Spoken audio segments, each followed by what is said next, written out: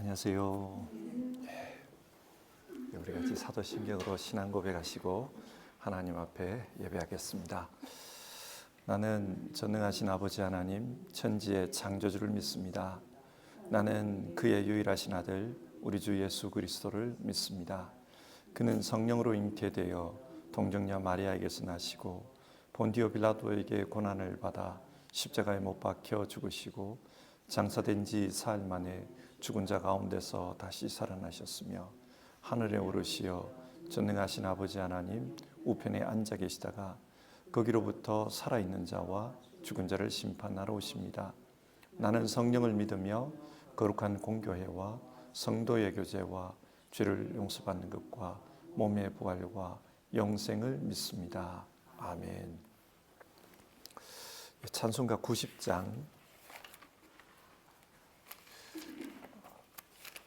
옛날 찬송가는 98장입니다. 주 예수 내가 알기 전 우리 1절과 2절 부르고요. 같이 기도하겠습니다.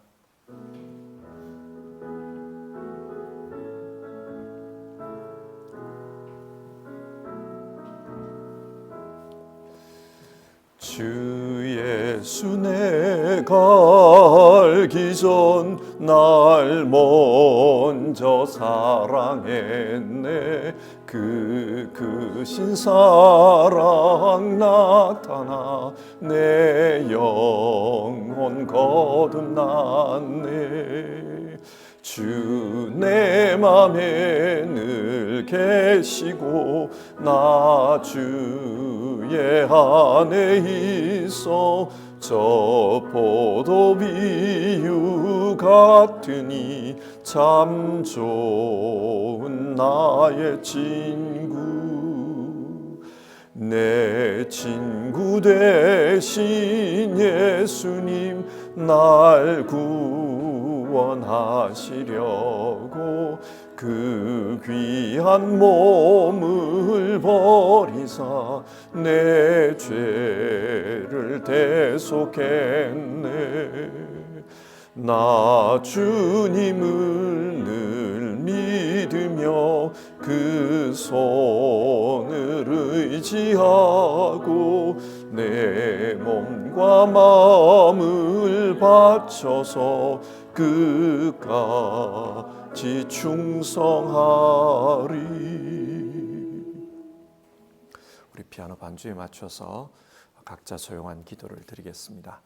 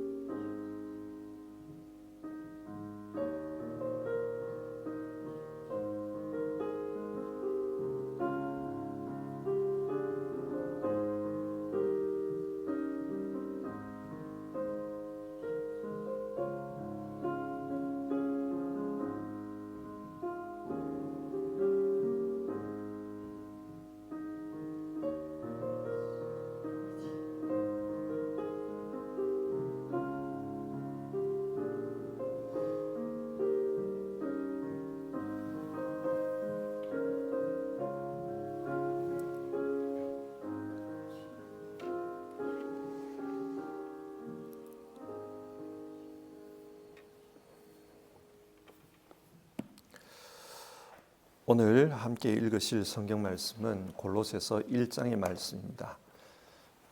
골로새서 1장 15절부터 20절까지 말씀을 한 절씩 교독해서 읽도록 하겠습니다. 골로새서 1장 15절에서 20절입니다. 그 아들은 보이지 않는 하나님의 형상이시요 모든 피조물보다 먼저 나신 분이십니다. 만물이 그분 안에서 창조되었습니다. 하늘에 있는 것들과 땅에 있는 것들, 보이는 것들과 보이지 않는 것들, 왕권이나 주권이나 권력이나 권세나 할 것 없이 모든 것이 그분으로 말미암아 창조되었고 그분을 위하여 창조되었습니다. 그분은 만물보다 먼저 계시고 만물은 그분 안에서 존속합니다. 그분은 교회라는 몸의 머리이십니다. 그는 근원이시며 죽은 사람들 가운데서 제일 먼저 살아나신 분이십니다. 이는 그분이 만물 가운데서 으뜸이 되시기 위함입니다. 하나님께서는 그분의 안에 모든 충만함을 머무르게 하시기를 기뻐하시고 그분의 십자가의 피로 평화를 이루셔서 그분으로 말미암아 만물을 곧 땅에 있는 것들이나 하늘에 있는 것들이나 다 자기와 기꺼이 화해시켰습니다. 아멘. 이번 주에는 골로새서의 말씀을 읽겠습니다. 골로새서는 4장밖에 되지 않는 짧은 편지글입니다. 그러나 글이 짧다고 해서 그 내용마저 작고 가벼운 것은 아닙니다. 골로새서는 오직 예수님 중심의 신앙을 강조하고 있는 책입니다. 기독교 신앙에 있어서 가장 근본적인 부분을 말하고 있습니다. 골로새서가 이 부분을 강조하는 데는 그만한 이유가 있습니다. 골로새서의 배경을 먼저 한번 보겠습니다. 골로새 교회는 에바브라라는 사람에 의해서 세워졌습니다. 이 에바브라는 바울에게 복음을 배운 사람입니다. 그리고 자신의 고향인 골로새에 가서 교회를 세웠습니다. 그리고 그 주변 도시인 라오디게아와 히에라폴리스에서도 복음을 전했습니다. 그래서 교회가 생겨난 것이지요. 그런데 문제는 그 교회에 어려운 일이 생겼다는 겁니다. 그게 어떤 일인가? 2장을 보면 거짓 신앙이 교회에 들어왔고 그리고 그 거짓 교사들이 교인들을 미혹했다는 것입니다. 그래서 이 지역에 있는 많은 교회 성도들이 신앙적으로 흔들렸습니다. 여러분, 여기서 말하는 거짓 신앙이 어떤 신앙일까요? 2장을 보면 이 거짓 신앙에 대한 내용이 나옵니다. 한편으로는 유대교적인 색채가 아주 강한 신앙이었습니다. 그래서 안식일을 지켜라, 절기를 지켜라, 유대교 율법을 지켜라, 그런 주장을 했습니다. 굉장히 종교적인 전통을 강조했습니다. 그리고 다른 한편으로는 당시의 철학과 학문을 말하면서 이 세상 원리와 융합해야 한다, 그것을 말했습니다. 지식적인 신앙을 하자라는 것이죠. 그러면서 이 신앙은 굉장히 세속적인 성격을 띱니다. 하지만 또 한편으로는 굉장히 신비적이에요. 천사 숭배를 강조합니다. 종교적인 금욕을 강조했습니다. 이 신앙은 굉장히 복합적인 성격을 띱니다. 유대교적이기도 하고 세속적이기도 하고 또 신비적이기도 합니다. 당시 골로새 주변에 여러 종교적인 가르침과 또 유행하는 학문 이런 것을 뒤섞어 가지고 새로운 가르침을 만들어낸 것입니다. 이런 거짓 신앙이 골로새와 골로새 교회 주변의 교회들을 미혹하고 있었습니다. 자, 그러면 왜 이런 일이 일어났을까요? 이것은 골로새라는 도시가 처해 있는 상황과 연관성이 있습니다. 골로새는 에베소에서 동쪽으로 약 200km 정도 떨어져 있는 작은 도시입니다. 그런데 이 도시는 교통의 요충지였어요. 지금의 튀르키예, 터키를 생각하면 제일 서쪽에 있는 도시가 에베소, 그리고 그 당시에 가장 큰 도시입니다. 에베소. 그리고 동쪽으로 쭉 가면 바울의 고향인 길리기아 지방을 지나서 시리아 지역까지 관통하는 큰 길이 있었습니다. 그 길이 이 골로새라는 도시를 지나가고 있었어요. 교통의 요충지입니다. 그리고 이 골로새 주변에는 라오디게아라는 큰 도시가 있었습니다. 무역 도시였어요. 이 지방에는 양모 산업이 발달되었습니다. 특별히 검은색 그 양털, 그걸로 모직을 짜는 그런 양모 산업이 아주 발달해 있었기 때문에 고대 때부터 무역이 성행했습니다. 그러니까 이 장사를 위해서 그 교통의 요충지인 골로새를 통해서 이 라오디게아까지 사람들이 오간 겁니다. 그리고 이 라오디게아 옆에는 히에라폴리스라는 큰 도시가 있습니다. 이곳은 온천 지역입니다. 그래서 많은 환자들이 요양을 위해서 이곳을 방문했습니다. 아마 튀르키예에 관심이 있는 분들은 파묵칼레라는 곳을 아실 겁니다. 흰색의 석회암 지대인데 그 석회암 그 노천 온천이 마치 우리 한국의 다랭이 논처럼 이렇게 층층이 이렇게 되어 있는 그쪽입니다. 그곳에 히에라폴리스가 있었습니다. 이처럼 이 골로새는 주변에 대도시가 있었고 그 대도시로 들어가기 위한 큰 길이 통과하는 교통의 요충지였기 때문에 무역을 위해서 혹은 치료를 위해서 많은 사람들이 이곳을 지나가고 있었습니다. 그러면서 그 터키 땅에 온갖 종류의 종교와 철학과 지식이 이 골로새에서 교류가 일어난 겁니다. 그러는 가운데 어떤 사람들이 기독교와 또 세상의 종교와 또 세상의 철학들 이걸 버물려 가지고 그렇게 새로운 가르침을 만들어냈던 것 같아요. 근데 그게 생각보다 영향력이 컸던 겁니다. 왜냐하면 세상의 지식을 합쳐놓으니까 좀 더 지적으로 보이잖아요. 예.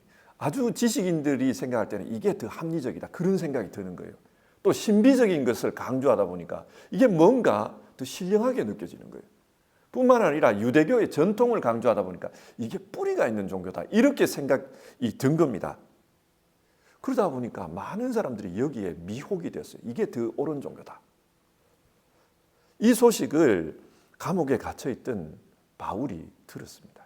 그래서 무엇이 진짜 신앙인지 무엇이 복음인지 분별하십시오. 그런 의도를 가지고 골로새에 편지를 보낸 겁니다.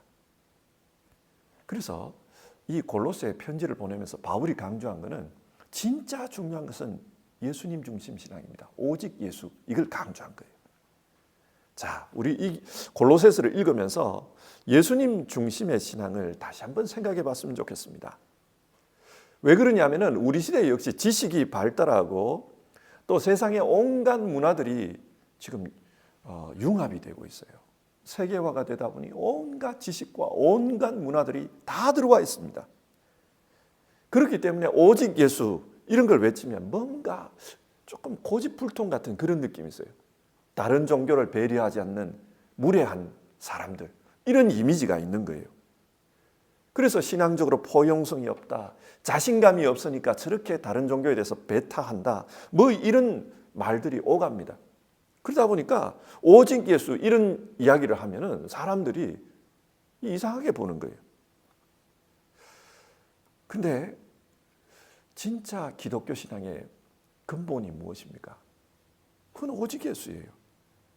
그렇기 때문에 오직 예수 이 말이 이상하게 그렇게 치부되어서는 안 될 말입니다. 근데 그렇게 치부되고 있어요. 그래서 우리는 골로새서를 읽으며 복음이 뭔지 또 복음을 믿는 사람들은 어떤 태도로 살아야 되는지 그걸 좀 생각해 봤으면 합니다. 그리고 무엇이든지 혼합을 추구하는 이런 시대에 바른 신앙으로 사는 우리가 되었으면 좋겠습니다. 자, 그러면 성경 말씀 같이 보겠습니다. 골로새서 1장은 인사로 시작합니다. 1절과 2절은 성도들에게 편지를 쓰면서 인사하는 내용입니다. 그리고 3절부터 8절까지는 감사의 내용입니다.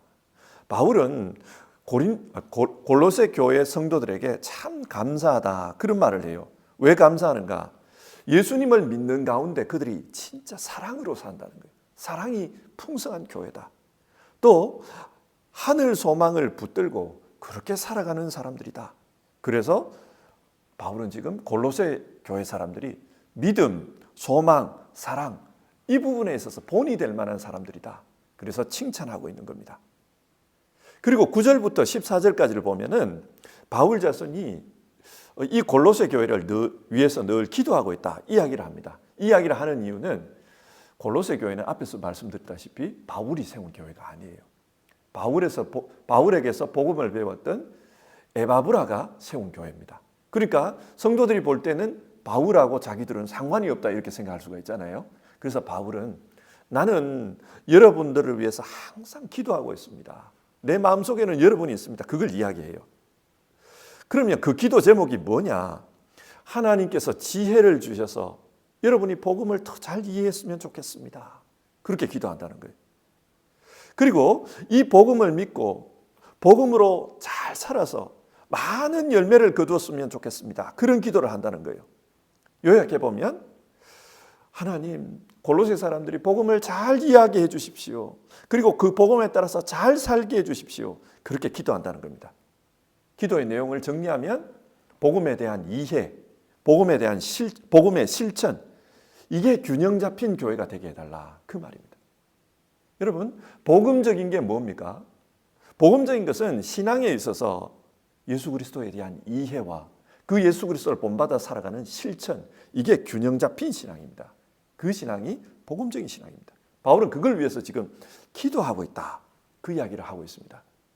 자, 그러면 복음을 잘 이해하게 해달라고 했는데 그럼 그 복음이 뭐냐라는 거예요. 그래서 바울은 복음이 뭔지를 이야기하고 있습니다. 이 복음은 예수님을 통해 하나님의 구원 은혜가 우리에게 임한 것을 의미합니다. 임한 것을 가리킵니다. 13절과 14절에 이 복음을 요약해 놓은 말씀이 나와요. 13절, 14절 읽어보겠습니다. 아버지께서 우리를 암흑의 권세에서 건져내셔서 자기의 사랑하는 아들의 나라로 옮기셨습니다. 우리는 그 아들 안에서 구속, 곧 죄사함을 받았습니다.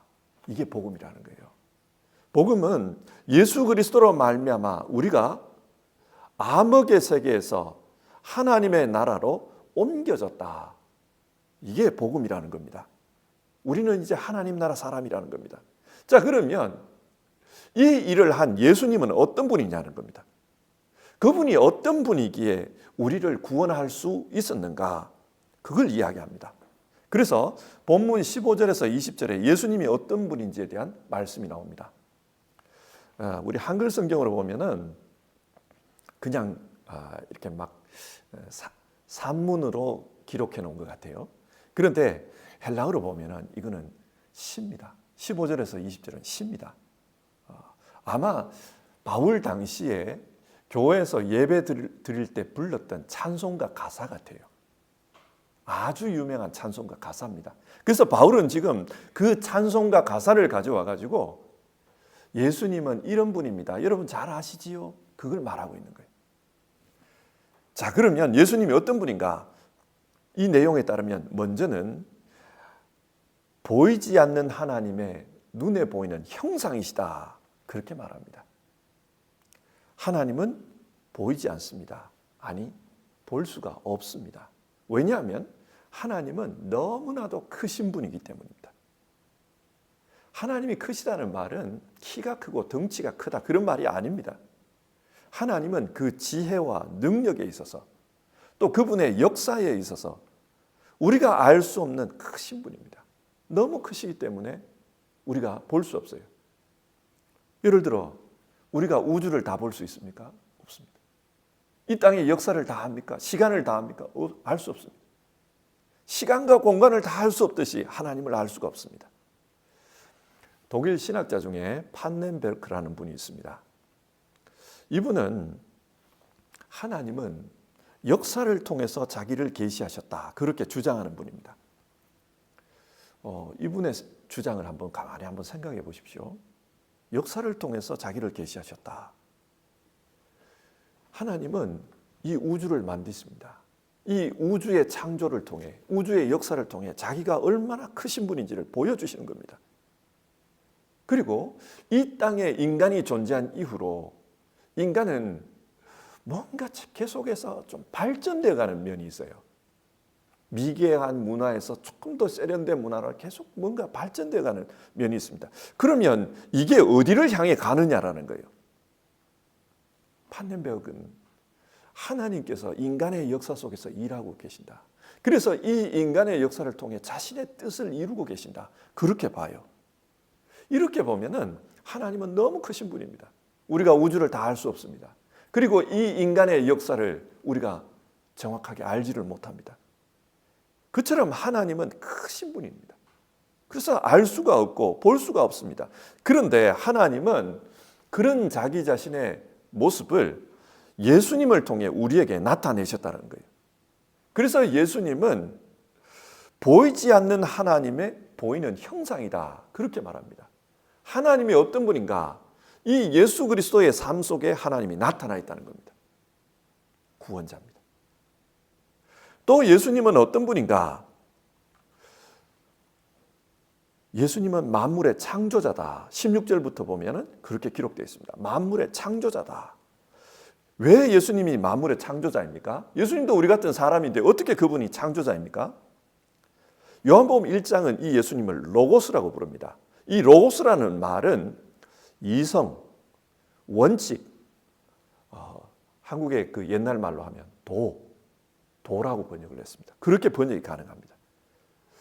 하나님이 이 세상을 창조하실 때 한번 생각해 보십시오. 하나님은 그냥 만든 게 아니라 뭔가 계획이 있었어요. 디자인이 있었습니다. 그리고 그 디자인한 것을 실제로 나타나게 했습니다. 우주는 그냥 마구잡이로 만들어진 게 아닙니다. 하나님이 계획한 대로 그렇게 만들어졌어요. 그래서 과학자들의 말을 들어보면 우주가 굉장히 수학적이라는 거예요. 아주 정밀하게 수학적입니다. 그러면 하나님의 무엇이 이것을 계획했냐라는 거예요. 성경은 하나님의 로고스라고 말합니다. 하나님의 이성이 모든 걸 계획했다는 겁니다. 그 하나님의 로고스가 예수님이다. 따라서 이 땅에 존재하는 모든 것들은 눈에 보이는 것이든 눈에 보이지 않는 것이든 하나님의 로고스인 그 예수님에 의해서 계획되었고 만들어졌다는 겁니다. 그래서 예수님을 만물의 창조자라고 말합니다. 뿐만 아니라 그 창조자는 18절을 보면 교회의 머리라고 합니다. 교회는 예수님의 몸이라고 합니다. 부활 승진하신 예수님께서 자신의 뜻을 이 땅에 이루기 위해서 교회를 세우셨습니다. 마치 머리가 자기가 생각한 것을 몸을 통해서 표현하는 것처럼 예수님도 교회를 통해 자신의 뜻을 나타내십니다. 그리고 이루 가십니다. 그래서 예수님은 교회의 머리라고 합니다. 그렇다면 예수님이 이루고자 하는 그 뜻이 뭔가? 어떤 뜻을 이루려고 하는가? 20절에 나오는데요. 그분의 십자가의 피로 평화를 이루셔서 그분으로 말미암아 만물을 곧 땅에 있는 것들이나 하늘에 있는 것들이나 다 자기와 기꺼이 화해시켰습니다. 하나님께서는 예수님을 통해 이 만물이 하나님과 화해되기를 원하십니다. 하나님은 예수님을 통해 만물과 화목하기를 원하십니다. 예수님께서 그 뜻을 이루기 위해서 이 교회를 통해 일하고 계신다는 겁니다. 그래서 21절에서 29절을 보면 그 예수님의 몸인 교회는 이 땅에서 뭘 하는가, 무슨 일을 하는가, 그것에 대해 말합니다. 그리고 교회의 사도가 된 바울 자신은 무슨 일을 하는가, 어떤 태도로 일하고 있는가, 그걸 소개하고 있습니다.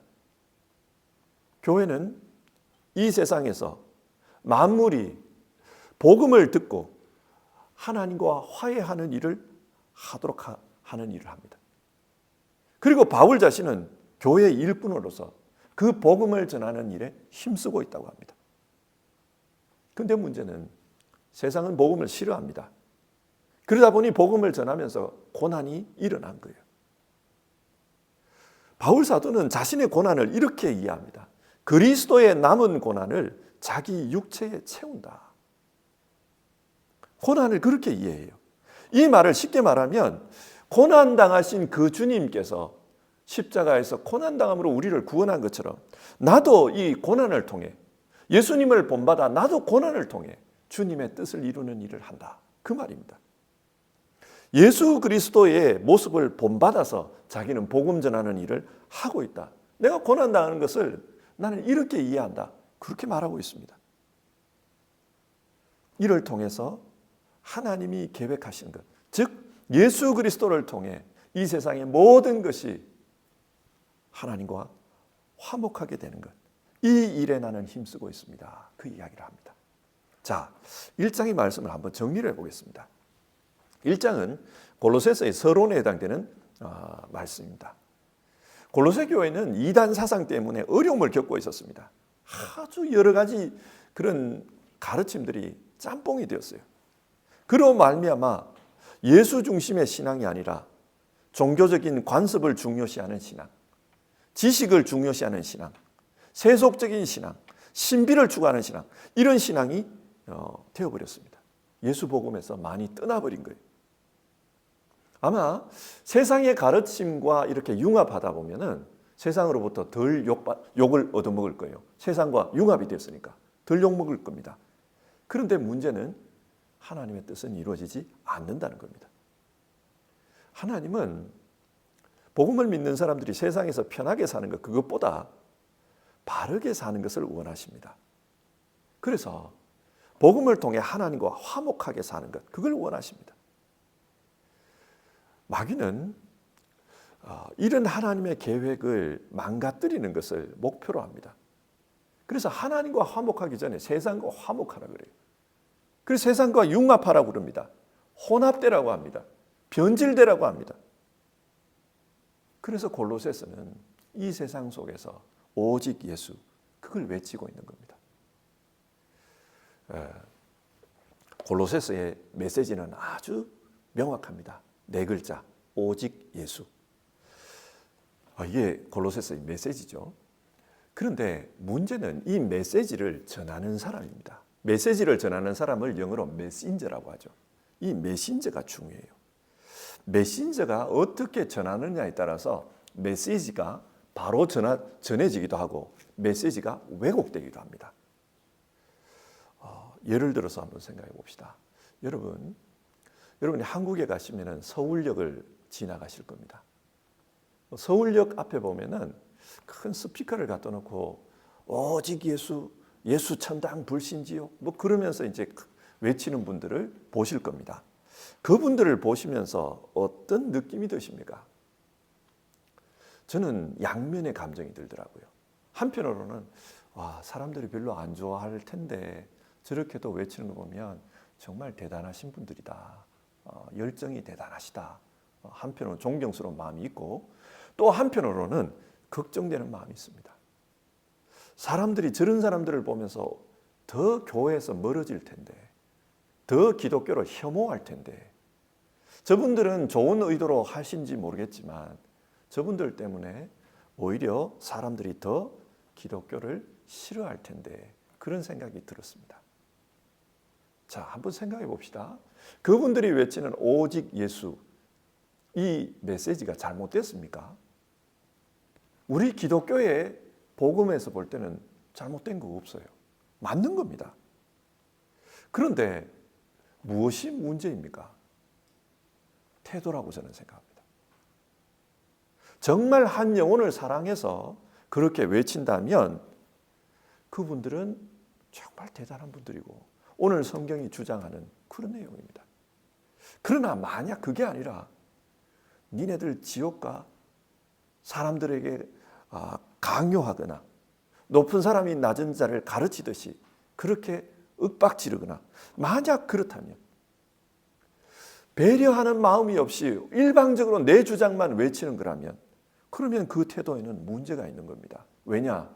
그 태도는 복음과 너무 멀기 때문입니다. 예수님의 복음을 생각해 보십시오.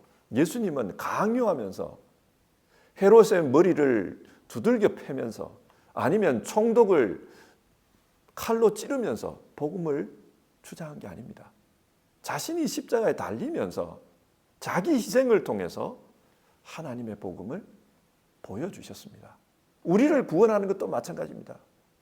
죄에 찌든 더러운 인간들 그러면서 불을 가져와서 불로 태우면서 복음 말씀하신 게 아니고 자기의 희생을 통해 우리를 구원하신 겁니다. 그렇기 때문에 오직 예수 이 외침이 진정성이 있으려면 우리의 태도가 오직 예수 이걸 외치는 메신저로서 우리의 태도가 진정성이 있어야 된다는 겁니다. 예수님의 십자가 사랑 그 복음을 잘 나타내는 태도일 때 이 외침은 진정성이 있다는 겁니다. 그렇지 않으면은 사람들은 싫어합니다. 배척합니다. 그리고 배려 없는 사람들이라고 그렇게 말할 것입니다. 저는 오늘 이 성경 말씀을 읽으면서 왜 우리는 오직 예수, 바른 것을 믿고 있고 바른 것을 말하는데도 이 시대에 어려움을 당할까? 마귀의 계략이 있기 때문에 어려움 당하는 것도 있습니다. 그러나 다른 한편으로 보면 우리의 태도에 문제가 있는 것은 아닌가, 그런 생각을 해봅니다. 저는 저 자신을 돌아봤습니다. 늘 설교를 하지만 설교자로서 내가 예수 십자가의 마음으로 살고 있는가? 내가 정말 예수님처럼 희생하면서 살고 있는가? 그래서 내 말에 진정성이 있는가? 그 부분을 생각해 봅니다. 따져보면은 겸허하게 회개할 수밖에 없습니다. 성도 여러분, 우리가 믿는 믿음을 정리합시다. 우리의 믿음은 오직 예수, 이 한마디 말에 들어 있습니다. 그리고 이 말이 진짜 진정성 있게 느껴지려면 우리의 삶도 복음적이어야 합니다. 예수님을 닮아가야 합니다. 우리가 예수님을 닮아가기를 힘쓰는 가운데 우리의 말이, 우리의 믿음이 진정성 있게 세상에 전해질 수 있기를 바랍니다. 우리 같이 찬송하고 기도하겠습니다. 461장입니다. 461장, 옛날 찬송가는 519장이고요. 십자가를 질 수 있나, 우리 1절 부르고 같이 기도하겠습니다.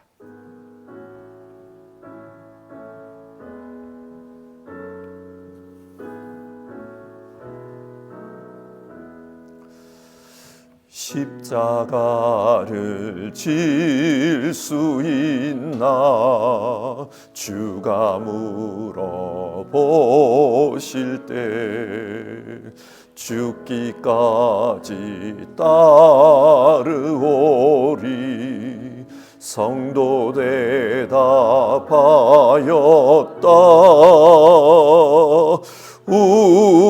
우리의 심령 주의 것이니 주님의 형상 만드소서. 주 인도 따라 살아갈 동안 사랑과 충성 늘 바치오리다. 우리 같이 기도해 봅시다.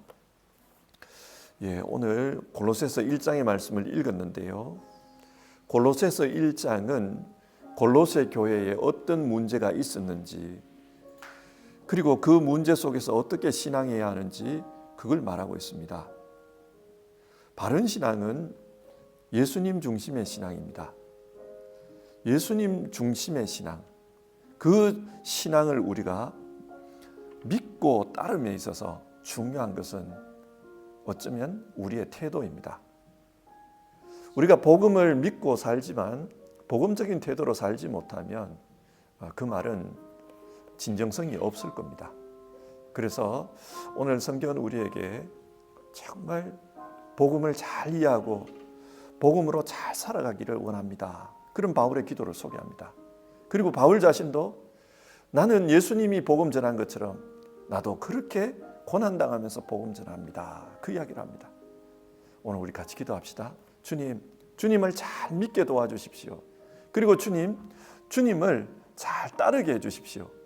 혼합적인 세상, 혼잡한 세상 속에서 바른 믿음을 보여줄 수 있는 우리 되도록 주님 도와주십시오. 우리 그런 마음으로 같이 기도해 봅시다.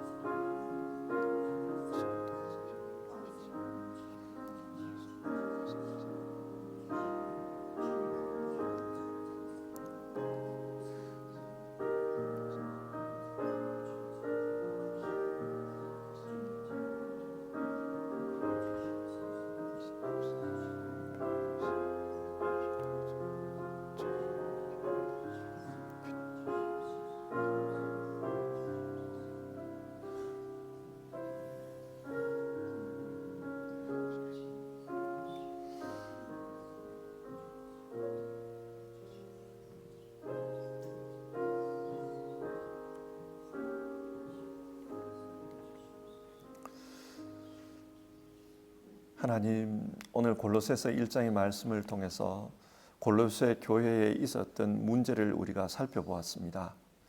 그리고 그 문제는 우리의 일상에서도 일어나는 문제입니다. 우리가 살아가는 세상 역시 혼합주의를 지향하고 있고 융합을 주장하는 그런 세상입니다.